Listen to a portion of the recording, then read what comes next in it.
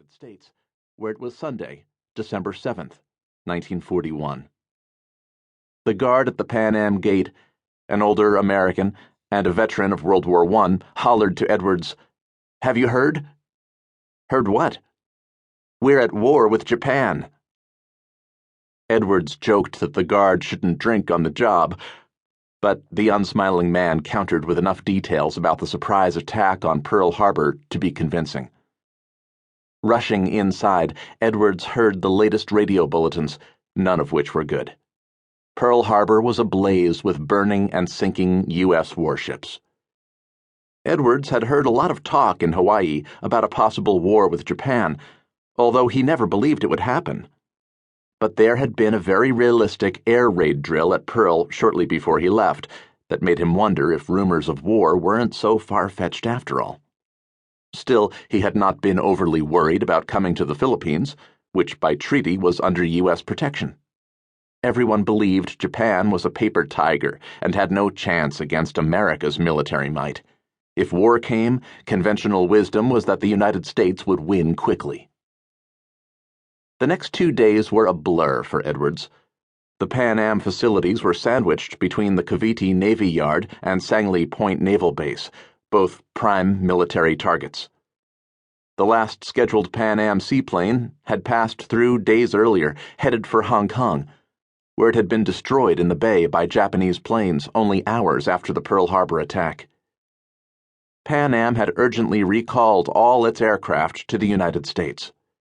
None would be stopping at Manila, so orders came to dispose of the large supply of 55-gallon drums of aviation gasoline by rolling them into the bay during an outgoing tide.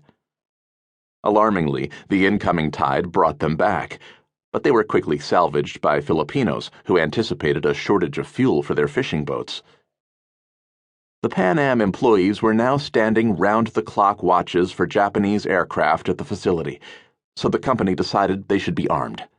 Ben, who, like many farm boys, knew his way around guns from hunting jackrabbits, was handed an old Enfield rifle like the one Sergeant York, another experienced jackrabbit hunter, had used to sharpshoot his way to the Medal of Honor in the First World War.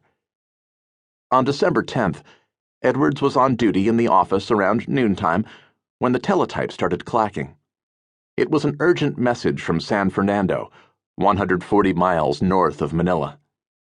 More than 50 twin-engine Japanese bombers were headed down the coast.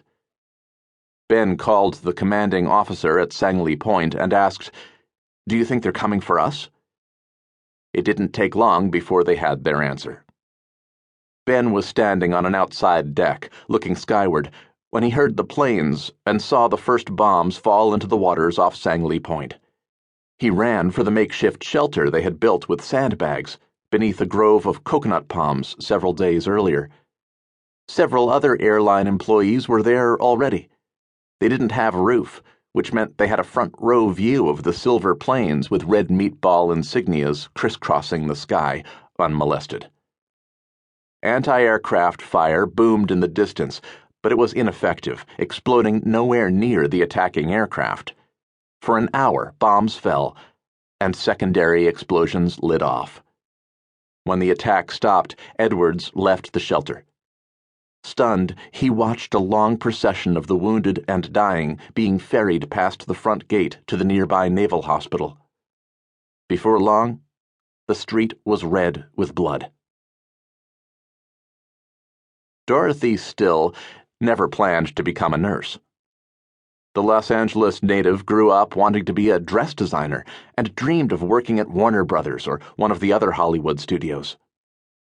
But in 1932, with the country in the Depression, her mother, who considered nursing a noble profession for young women, took Dorothy, then 18, to L.A. County General Hospital to sign her up for the nursing program. After graduating, Dorothy worked at local hospitals before joining the Navy Nursing Corps in 1937. Her first assignment was at San Diego's Balboa Naval Hospital, and in 1939 she transferred to Manila. Now 30 years old, the freckled blonde with a dimpled, girl-next-door smile had grown fond of Manila.